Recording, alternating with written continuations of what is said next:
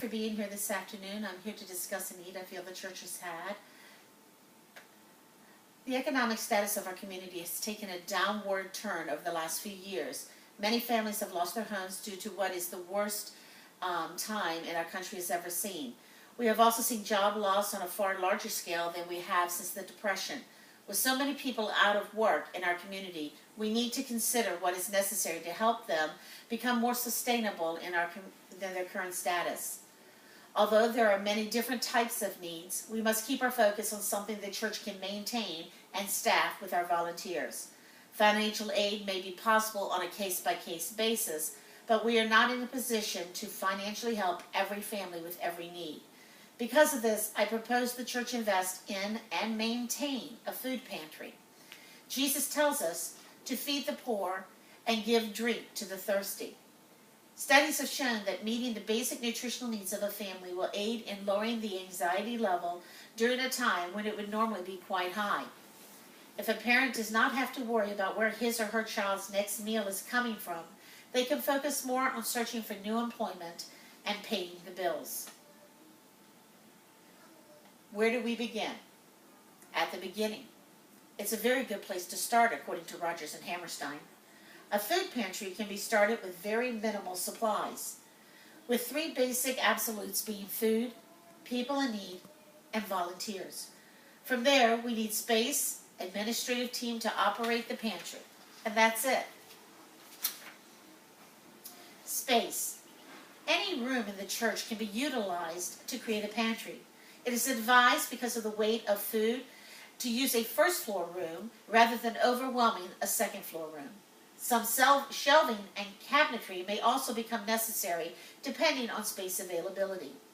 The room must be capable of being secured in order to cut down on food growing legs and walking away. And yes, even in a church, it can grow legs. Easy access to the parking lot would also be advisable so that additional items such as wagons and hand carts do not become necessary. Where do we get our food? Grants from the government or other corporations to purchase food can be explored. This process would require one team member with a great deal of time on their hands dedicated to this task on a regular basis. The USDA also offers placement of food with qualified non-profit pantries. When using the USDA system, there are some restrictions to consider. The food is ordered each month and requires someone to monitor the website for regular updates. The offerings from the USDA do change each month based on availability, and the amount of food available to you is also fluctuating. It is delivered once a month to a specific location and requires a team to meet the truck and bring the food back to the pantry. Donations may also be obtained through the congregation, as well as food drives at local grocery stores. It is important that these types of collections are timed accordingly, as it is easy to exhaust the congregation and the populace with too many requests.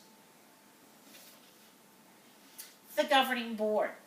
It is always best to have a group of volunteers to govern the administration of a pantry versus one person making all the decisions. This will allow everyone to be accountable to the church. The board should consist of one volunteer to serve as a leader, 3 additional volunteers, and then a 4th one that will serve as the director of an actual pantry. An odd number of volunteers assures that all decisions are actually made and that no division among any 2 members causes conflict. This board would need to make all decisions. These decisions could include, but are not limited to, the following. Who may use our pantry? What is the criteria for the need? Church members or people outside the church? The USDA does have guidelines concerning regulations for churches. By pastoral recommendation if they're not a member of our church. What is the application process? Who makes the decision? Does the board decide the person is worthy, or does the pantry director? What if they already receive assistance from another pantry or ministry, such as of SNAP food stamps? How or are participants going to be held accountable? Do you require financial counseling to assist the families to get them back on track? Do you require church members to attend church or another church? Do you require small group attendance? How long can they use the program? Until they say they no longer need it. until their financial status has changed according to their counselor. Specific time. May they reapply if their situation continues. How much food does each person receive? Do we give them food for a day, a week, or food for one meal a month? Does the pantry offer other things besides food? Diapers, laundry detergent, personal supplies such as shampoo or razors.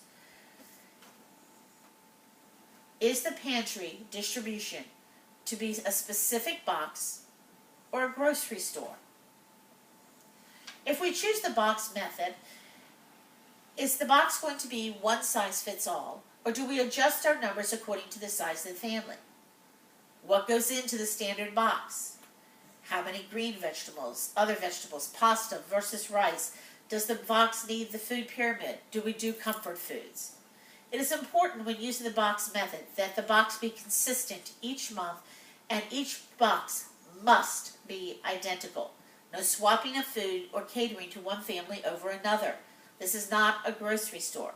Money is best utilized when there is consistency.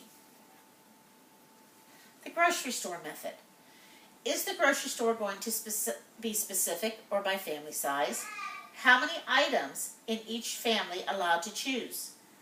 Are they allowed to go pick out the food for themselves, or do you pack it for them? This system does allow families to pick and choose what they want based on numbers. There will not be consistency in what each person receives beyond the numbers.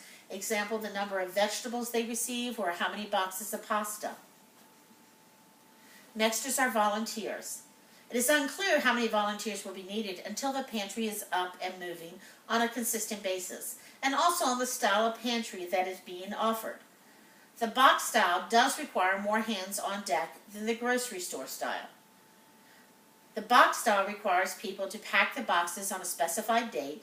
Volunteers are also needed for check-in and on distribution day, and to assist in moving boxes to the vehicles of the participants.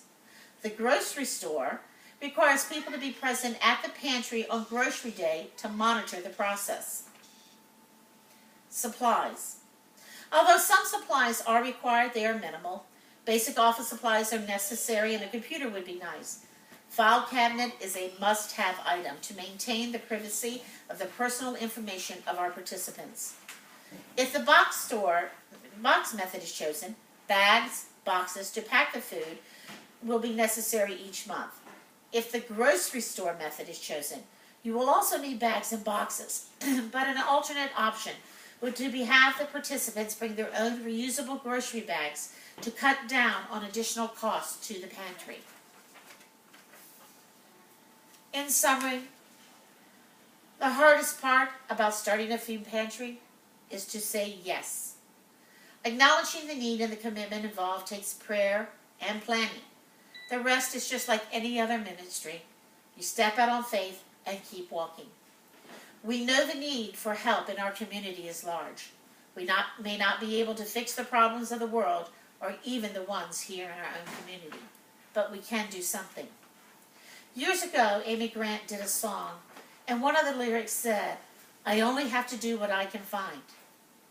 Well, I found this.